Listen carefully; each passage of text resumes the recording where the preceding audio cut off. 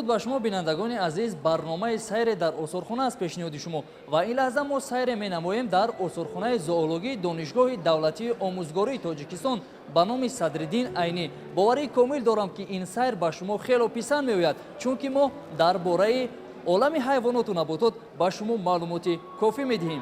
می‌رویم.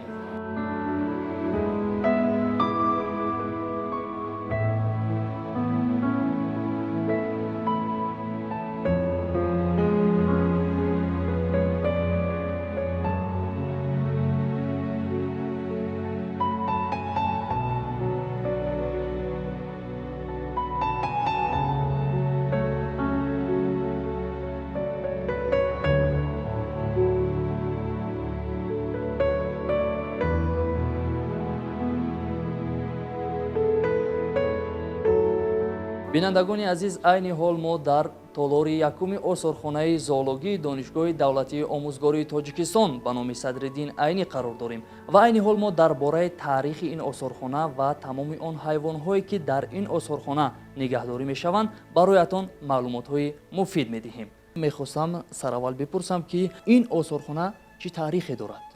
در فاکولته بیولوژی آثارخانه زئولوژی موجود می باشد که اون از دو تالار عبارت است. آثارخانه زئولوژی در فاکولته بیولوژی از سال 1963 تشکیل کرده شده است و اون از دو تالار عبارت می باشد.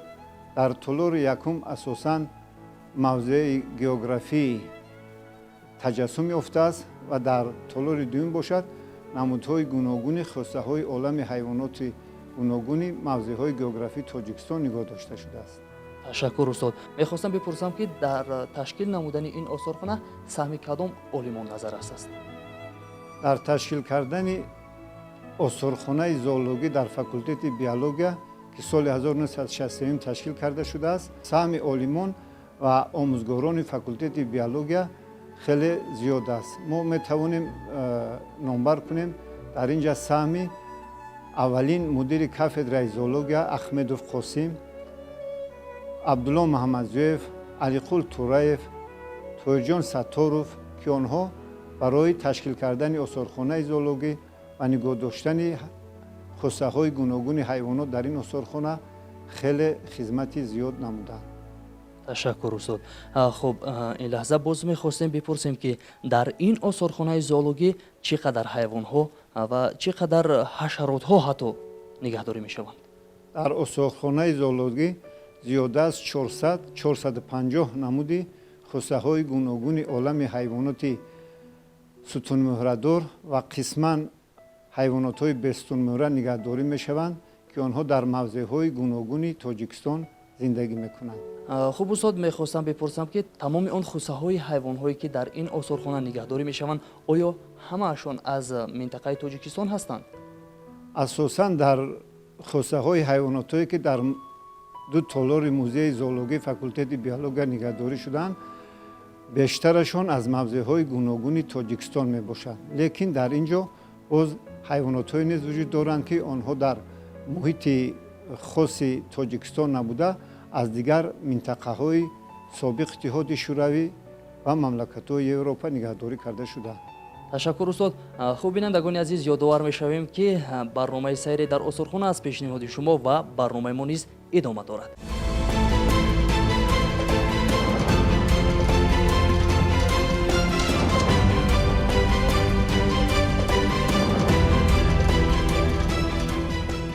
بیایید درباره تالار یکم این آثارخانه برای ما معلومات بدهید. در تالار یکم آثارخانه زئولوژی فاکولته بیولوژی اساساً دو موضع گئوگرافی، موضع پامیر شرقی در قسم طرف راست که در آنجا بسیارتر یعنی حیواناتی که در منطقه‌های کوهی زندگانی میکنند نگاه داشته شدند و در قسمت چپ آثارخانه موضع طبیعی بیشه پلنگان و حیواناتی که در آنجا زندگانی میکنند خاصه‌های آنها در اینجا نگهداری کرده شدند. تشکر. عین حال در پامیر شرقی آن حیوان‌هایی که زندگی میکنند برایمان معلومات بدهید. حیواناتی که در قسمت پامیر شرقی و خصوصا در منطقه بلندکوه زندگانی میکنند ما میتوانیم از آنها نامبر کنیم گوسفند مارکوپولو و اینچنین یعنی بوزی کوهی زندگانی میکنن و در آنجا اینچنین از اویله گربه و میخورد ببری برفی که مقداری وی هم خیلی بسیار کم شمار شده است. خب بیایید درباره ببری برفی برایمان معلومات بدهید و بعضی خصوصیت‌های جالب آن حیوان رو برایمان شرح دهید. ببری برفی این اساساً به اویله گربه داخل می شود که آن اساساً در منطقه های کوهسار تاجیکستان و خصوصاً در قسمت بلندکوه‌های پامیر و میخورد و یک خصوصیت جالب اویله گربه آن است که آنها خصوصیت یعنی درندگی دارند و تومه خود را زنده دریافت کرده شکار میکنند و بنابر سبب در آنها پیش از همه دندانهای خوب شکاری انکشاف یافته است و بسیار حیوانهای چست و چالاک هستند و آنها مثلا در پایهایشان در زیر پایهایشان مخصوص یعنی بالشتک‌های موجود است که در وقت راهگردی آنها قریب که به صدا راه می‌گردند و اینچنین در پایهایشان چنگال‌های تیز دارند و در وقت راه گشتن یعنی گویا که چنگال‌هایشان به درون یعنی کشیده می‌شوند. چون بیشتری تماشابینان ما کودکان نورسان هستند و بیشتر دوست می‌دارند خرگوشک رو و بیایید درباره این خرگوشک برایمان معلومات بدید. خرگوشک عموما در تاجیکستان از اویله زرگوشکلان موجود میباشد. زرگوش، خرگوش که آنها بسیار اساساً آنها به قطار خویندگان داخل میشوند و در موضعهای گئوگرافی انواع میخورند و اینچنین آنها در بسیار وقت بعضا حالت یعنی تومه دیگر حیوانهای درنده هم میشوند. تشکر. اینجا خوسه پلنگان و اینچنین خرس‌ها و دیگر حیوان‌ها آورده شده است و بیایید درباره آن معلومات بدهید که آیا در تاجیکستان ما این گونه حیوان‌ها عین حال زندگی میکنند یا نه؟ این معلوماتی که ما پیشنهاد کردیم درباره ببری برفی این اساساً در تاجیکستان اینها وا میخورند، لیکن حیوان‌های در آثارخانه ما موجود میباشند که آنها در حدود طبیعت تاجیکستان وا نمیخورند. در اینجا ما میتوانیم نامبر کنیم شیر مدینه که در آثارخانه ما خصوصش نگاه داشته شده است. شیرها اینها هم اساساً به اویله گربه داخل میشوند و شیر مدینه از نارینه کم فرقیت ها دارد. شیر نارینه در قسم سر یعنی مویهای درازتر یا یالها دارد که آن را میپوشاند و آنها اساساً گله زندگانی میکنند و خصوصیتی یعنی صید کردن حیوان‌ها یا تعقیب کردن آنها را دارند. اکنون درباره خرس، خوسه خرس برای ما معلومات بدید. بگویید که عین حال در کدام منطقه های جمهوری تاجیکستان بیشتر خرس‌ها زندگی میکنند؟ از روی معلومات سرچشمه های ادبیات در سابق اتحاد شوروی 3 نمود خرس وا میخورد، یعنی که یکی از نمایندگان آنها خرس محله بوده در وادی ها و بلندکوهای تاجیکستان زندگانی میکند. خرس هم به گروه حیوان های یعنی وحشی یا درنده داخل می شود. وزن آنها زیاده از تا 150 تا زیاده از 200 کیلوگرم رو تشکیل می دهد و اینچنین در تاجیکستان از اویله گربه شکلان می توانیم ما نامبر کنیم که در اینجا پلنگ تورانی موجود بود که پلنگ تورانی آخران جثه پلنگ تورانی را سال 1953 در ممنوعگاه بیشه پلنگان پیدا نمودند که این نمود پورا از فاونای تاجیکستان نابود گردید. در تاجیکستان یک حجت علمیه که برای حفظ نمودهای نادر و نمودهایی که در زیر تهدید محوشوی قرار دارند مخصوص کتاب سرخ تاجیکستان از نشر برآمد که آن 2 مرتبه به زبان تاجیکی نشر گردید و در ترکیب عالم حیوانات که یک جزء جدا نشونده و ترکیب اکوسیستم های تاجیکستان را تشکیل می‌دهد. در 10 سالهای اخیر بنابر سبب تاثیر عامل های آنتروپوژنی یعنی خود فعالیت خواجگیداری انسان در عین حال در تاریخ نه آنقدر دور و دراز یعنی می‌توانیم بگوییم که در مدت 50 سال اخیر از ترکیب فاونای حیوانات های تاجیکستان 3 نمود حیوان استولمهردار پورا محو گردیدند. از اینها یعنی یکم پلنگ تورانی که ما معلومات دادیم که آخران سال 1953 از بشه پلنگان نابود گردید. دوم سغور منزبیر و سوم ماهی بلبینی سیردریایی به شمار می رود. اینچنین در سالهای اخیر باز نسبت 4-5 نمود حیوانهای مهره‌دار معلومات‌های عمیق علمی موجود نمی باشند که اینها کبوتر سینه سفید، مور افیر رگزار، میر موشان دشتی یگان معلومات‌های عمیق علمی موجود نمی باشد. در عموم اگر گوییم در ترکیب فاونای تاجیکستان زیاده از 13,000 نمود حیوانات ها و قید گرفته شده است که از این مقدار زیاده از 800 نمود آنها نمودهای اندمیکی تاجیکستان می باشند که فقط خاص محیط زیست موضع‌های گوناگون گئوگرافی تاجیکستان به شمار می روند. چگونه می توانیم حیوان ها را حفظ کنیم؟ ما همین را گفته می توانیم که حجت علمی که در تمام جمهوری به همه آشنا است، این یعنی تشکیل دادن کتابی سرخ است که از این آدمان مثال معلومات‌هایی را میگیرند که با اون کتاب فقط بیشتر حیوانات‌های داخل کرده شدند که آنها یعنی سرشمارشون بسیار یعنی کم شمار گردیده است. و دوم این چنین یعنی با راهی بلند برداشتن معرفت اکولوژی خوانندگان، دانشجویان، اهل جامعه در مکتب ها، در مؤسسه های تحصیلات میانه عمومی، توصیه ما به تمام مردم تاجیکستان آن است که نسبت حیوانات ها بسیار غمخوار باشند و در موضع های گئوگرافی که حیوانات های گوناگون زندگانی میکنند یعنی آنها رو نابود نکنند.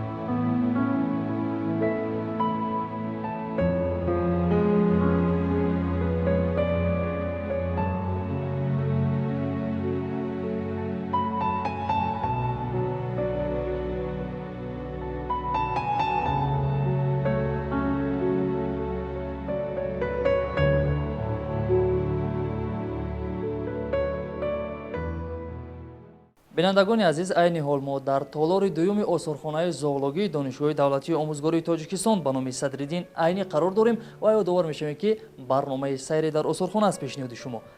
хуб, мехостем дар бораи толори дуюми осорхонаи зоологӣ маълумот бидиҳед. албатта ин осорхона таърихи дуру дароз дорад. мо ин дар як толор буд пеш, дар вақти аввал мо ино ба ду толор тақсим кардем, ана ҳозирш хеле пешино шуданд. дар толори дуюмам қариб 500 намуди нигораҳои ҳайвонот дар инҷо ҷойгир шудааст, яъне хосаҳои ҳайвонот ҷойгир шудааст. мо иноро албатта ман ҳамаша дар ҳозир ба шинос мекунам. албатта дар ин нигораҳо маводҳои илмӣ ҳастанд, илмӣ таълимӣ ҳастанд. дар вақтҳои лексияҳо, дар вақтҳои дарсҳои амалӣ, дар вақти донишҷӯён рисолаҳои хатм тайёр кардан, корҳои курсӣ, рисолаҳои хатм, ҳамин хел рисолаҳо ҳастанд, ҳар як донишҷӯ менависад. албатта омада ҳар ҳайвоне ки дар бораи вай тавсиф мекунад, ҳайвонро сохти берунӣ даруни онҳо тавсиф мекунад. албатта онҳо бо сохти берунии онҳо дар ҳамин толор омада шинос шуда онҳоро дар кори худашон таъсир мекунанд. хуб, акнун биёед дар бораи он ҳайвонҳои сутунмуҳрадоре ки дар ин витринаҳо гузошта шуданд бароямон маълумот бидиҳед. хусусии ҳайвонҳо бисёр нозук ҳастанд, бинобар онҳоро бо дар ҷевонҳо ман шкафҳои алоҳида мо ҷойгир кардагӣ ва ҳар сол ин ҳайвонҳоро ман ҳозир номбар мекунам аз як тараф 5 ҷонро онҳоро бо дорои махсус коркард мекунанд, чунки яъне муҳини онҳо, тани онҳо вайрон нашавад. мана дар ин ҷевони аввал дар инҷа ҳайвонҳои асосан ҳайвонҳои тоҷикистон ҷойгир карда шуданд ки мана аз поён сар карда ва дар поён дар инҷа қашқалдоқ ҳаст, قشقالداغ بعد خوانده های دیگر هستند. در اینجا باز جایره هست در تاجیکستان و زندگی میکنند. جایره یک خصوصیت عجایبی آنها است که آنها بسیار در پلیس ها و زندگی میکنند. آنها و تنه آنها با سیخ های خورهای مخصوص پوشیده شده است. و در اینجا باز میر موشان هست. میر موشان بسیار درنده بسیار است. اشدی است که و اصلا حیوانات رو زنده رو میخورد. موشی مایده و میری بهشون تنش درازرویه میشود نسبت به دیگر موها. از خزندهای تاجیکستان آشکمر میگن یا سسمار میگن. سسمار بیابانی که و در تاجیکستان خیلی مقدارن کم مانده است. در کم در قسمت جنوبی تاجیکستان و میخورد، در ریگزارها و میخورد. خزنده درنده است و در بیابانها زندگی میکند. واقعا هم خیلی جالب. و استاد درباره این ویترین برای ما صحبت کنید و بگید که در اینجا چی حیوان ها هستند و نمایش گذاشته شدن. البته در این ویترین دیگه‌اش در قسم پایان شاخی حیوان ها در اینجا جایگزین شده است. شاخ حیوان ها از بزی کوهی هست، در ارخر هست و مفلون دیگر بزرگ شاخ آی ها در اینجا جایگزین. در قسم بالایش اساسا در قسم بالایی در سه آشانه و موی ها و خوسه موی ها جایگیر کرده شده است. در اینجا موی هایی که بسیار خصوصیت عجیب دارند من به معنی سفره موی ها در اینجا و من سکات میگن. تنه آنها بسیار پهن میشود. در اینجا سکات زریح دار تنه و با زریح پوشیده شده است. این موی هایی که خود من در اینجا خورپشتی بحری میگن. تنه و گیر در لنده است و در بالاش خورهای زیاد پوشیده شده است. در باید یک موهی دیگر خمیر نام دارد. خمیر دارد گروبه بحری که در تمام در آثارخوان‌های دیگر خیلی کم یافته است. واقعا هم خیلی هم جالب و چگونه که ما می‌بینیم در بالای این ویترینه ها اینچنین پرنده ها و لکلک ها و دیگر خلاصه عالم پرنده ها موجود است و درباره اینها برایمون معلومات بدهید و بگید که اینها چه پرنده ای هستند. چون که من دیده است خصوصی پرنده ها در بالای جوان ها گذاشته شده است. آنها هم با محصولات شیمیایی کار کرده است. من اینجا پرنده درنده برگود خیلی پرنده کلانجیس است. بالی درازی و تا 1.5 متر زیاد میشود.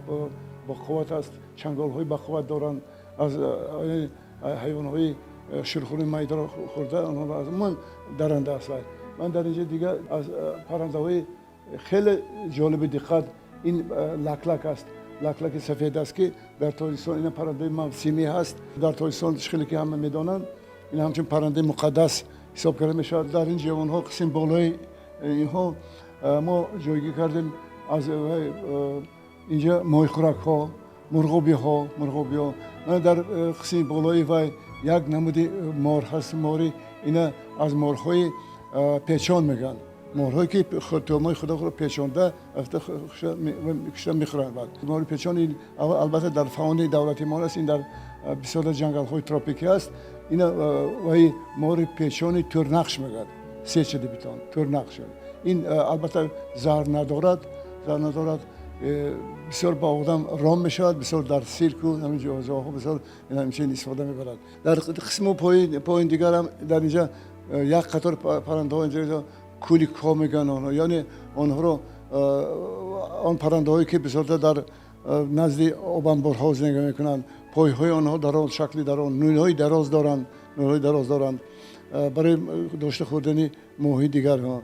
در دیگر این هم از همین قطار دیگری پرنده ها از زاغ شکلان است. زاغ. بعد در اینجا با یک قسمی یک عجایب پرنده دیگر داده هست. من در اینجا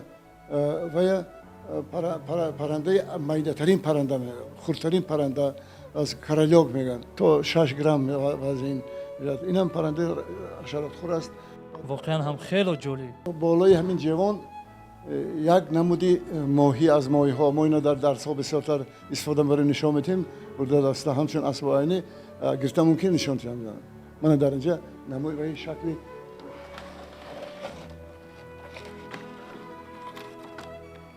من در شکلی یک نمودی ماهی که از شرق دور جای ما گذاشته. این نهنگ از قطعه نهنگ ها از سینی ماهی های تقایکی هست. بسیار نری پای درنده است اندازه تنین اتوبان 1.2 متر می شود. بالهای بسیار بقوت دارد، جاغی بسیار مستحکم دارد. به دیگر حیوان ها آبی هجوم میکنند. این از نهنگی خاردوم میگن. در قسم دومش یک خاری دارد، اینا خاردوم میگن. واقعا هم بینندگان عزیز سیر خوب داشتیم ما در آثارخانه زئولوژی دانشگاه دولتی آموزگاری تاجیکستان و حالا برنامه ما ادامه دارد.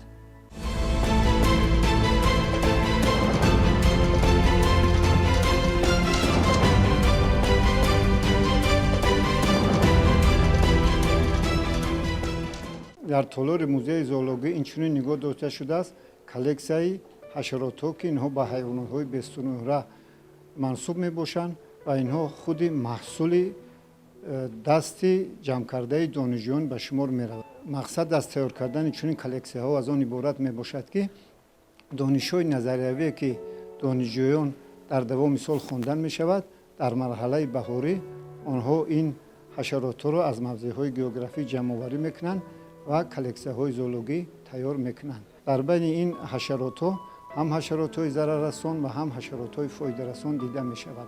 عین حال بعد یک هفته دانشجویان ما سفربر کرده می شوند به باغ اگروبیولوژی رامید که در آنجا چنین کلکسی های حشرات را تیار میکنند و ما در عین حال پیش از همه برای همچون اختصاصمند فن بیولوژی تیار میکنیم آنها باید دانند که کدام نمود حشرات ها و زراعت‌های خوجگی قشلاق ضرر می‌رسانند و در عین زمان که حاضر زراعت‌های کشاورزی کش کرده شدند و الکی بوته‌های کارتوشکا رویدن ما الکی یک حشرات ضرررسان گاموسی کلرادی را مشاهده کرده ایستادیم.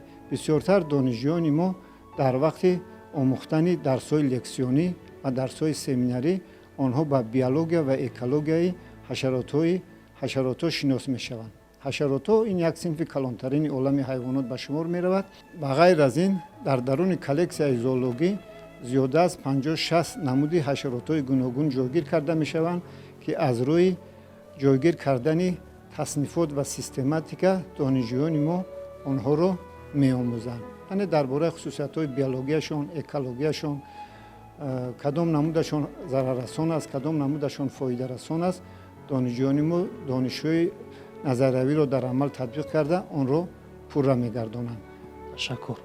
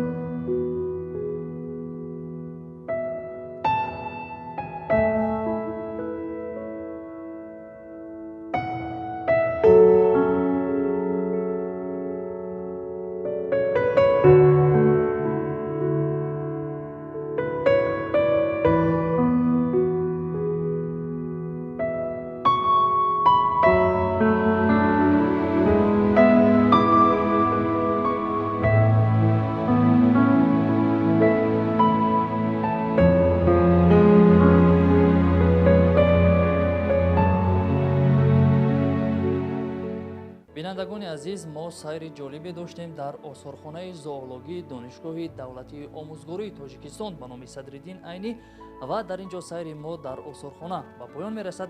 باوری کامل دارم که این سیر و این برنامه به شما پسند آمده است. اگر شما میخواهید که از این آثارخانه دیدن نمایید پس سراغ دانشگاه دولتی آموزگاری تاجیکستان بینای 5 آشیانه سیوم فاکولته بیولوژی. خیر تا برنامه‌های دیگر تنسیت و پیروز باشید.